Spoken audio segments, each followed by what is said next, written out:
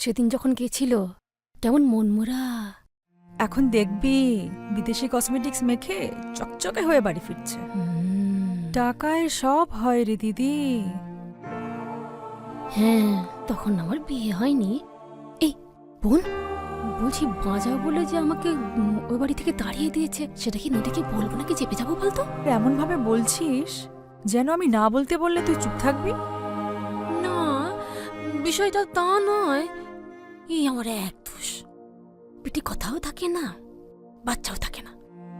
এই শোন, বলছি আমি যদি নাও বলি, ওই শঙ্করদা জবা বৌদি ওরা বলবে না ভেবেছিস? ওই যে খুচুটে না ওরা। হ্যাঁ, প্রাইভেট গাড়ি।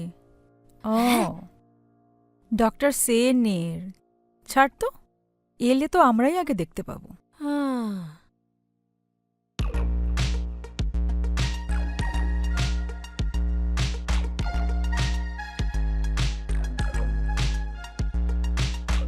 পূজা, ও পূজা, টিফিনটা দাও। তারক, বাবা শোন, হ্যাঁ আসছি। বলছি কি যে এই যে হ্যাঁ বলো। এই নাও তোমার টিফিন বক্স। কোনো মতে ঢ্যাঁড়সগুলো ভেজেছি, মুচমুচে হয়নি কিন্তু। সে ঠিক আছে। বলছি আজকে যে চিকেনটা এনেছি তুমি ওটা কেটে কুটে পরিষ্কার করে হ্যাঁ। দিও। রান্নাটা কিন্তু মাই করবে। দিয়া ওর দিদানের হাতে রান্না খেতে খুব ভালোবাসে। এই তোকে একটা কথা বলবো বাবা। আবার কি? বলছি পাশের বাড়ির নদী ফিরেছে 10 বছর বাদে। বলছি যদি ডাকে একবার তো যেতে হয় না। বলছি আসবার সময় একটু মিষ্টি নিয়ে আসবি বাবা, যদি পারিস। আনবো। সেই কোন ছোট থেকে নদীকে চিনি, এখন সে বড় লোক। এই গোকুলের মিষ্টি কি তার মুখে রুজবে? আনবো, আসছি আমি। দাও। হ্যাঁ। আরে সরো। আরে ঠিক আছে। দুর্গা দুর্গা। দুর্গা, ঠাকুর ভালো করো ঠাকুর। জানিস পূজা, এই নদী আর আমাদের তারক খুব ভালো বন্ধু ছিল। ছোটবেলায় একসঙ্গেই খেলাধুলা করত।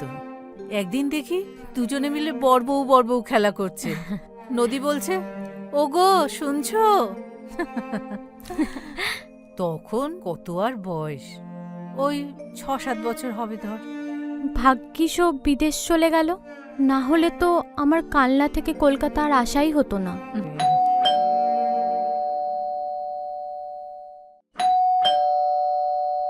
অদ্ভুত ব্যাপার, হোয়াট রাবিশ।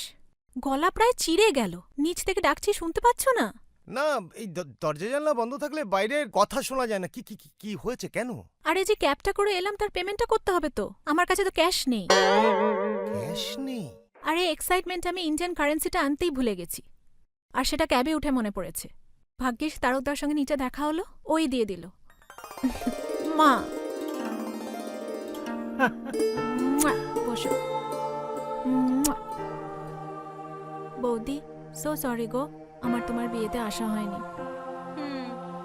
কি করব বলো, তখন সদ্য নতুন কোম্পানি জয়েন করেছি, একটা রেসপন্সিবিলিটি তো আছে বলো। হ্যাঁ শুনেছিলাম তো।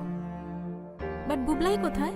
ও একটু আঁকা শিখতে গেছে, এক্ষুনি ফিরে আসবে। তুমি বরং একটু ফ্রেশ হয়ে নাও, অনেকটা রাস্তা এলে তো। ঠিক বলেছ, জেট ল্যাগ লাগার আগে ফ্রেশটা হয়নি। চল, তুমি তোমার ওই স্পেশাল গামছা আর নাইটিটা দেবে, চলো তো।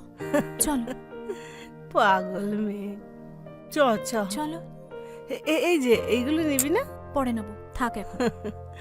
আয়, পুরনো গামছা আর নাইটি।